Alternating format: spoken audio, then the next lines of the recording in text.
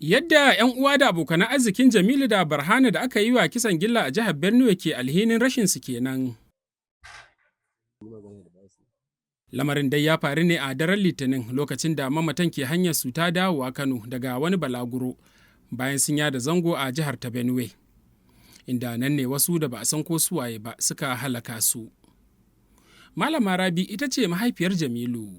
Lokacin da na samu wannan labari hakika na kaɗu, amma daga baya na yi tawakkali da abin da ya fare ka daga Allah ne, kuma shi abin da ya same ka jarrabawa ce, kowanne kuma ba da irin jarrabawa tun da Allah ya kaddato ita ce hanyarsa mutum bai taɓa tsallake kaddararsa ba. To Ubangiji Allah ya bi musu haƙƙin su kuma Allah ya musanya musu da gidan aljanna. Hakika na kaɗu lokacin da ka gaya mutu wannan.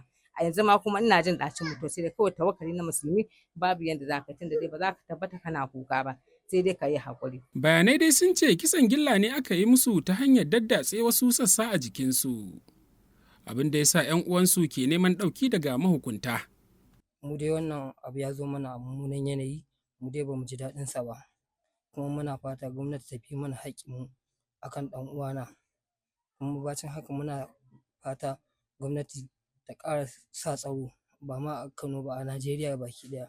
Labari dai sai dai mu ce inna lillahi wa inna ilaihi raji'un, amma ni tunda nake ma a rayuwata ban taɓa samun labarin da ya ɗaga min hankali irin wannan ba, musamman duba da yadda aka yi musu irin wannan kisa na rashin jin daɗin ma ba da labari.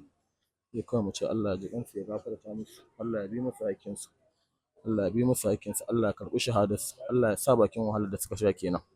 Ko da dai in ji yayan marigayi Barhana, abin fa ya munana matuƙa. Inna lillahi wa inna ilaihi raji'un. Wannan abu muna kira ga duk wanda yake da haƙƙi a kai, mahukunta da mai girma gwamna da duk wanda ya kamata akan a bi mana haƙƙin 'yan uwanmu.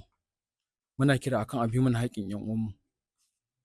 Muna roƙon gwamnati ta shiga cikin al'amarin nan. An yi mana kisan gilla na 'yan uwanmu. Muna fata don Allah a taimaka a bi mana haƙƙin 'yan uwanmu. Gwamnan Kano Abba Kabir Yusuf dai ya yi tir da lamarin lokacin da ya halarci jana'izar mamatan, wato Jamilu da Barhana, inda anan ne ya ba da tabbacin nemo hakkin rayukansu. Abubakar Isa Ɗandago daga Kano, RFI.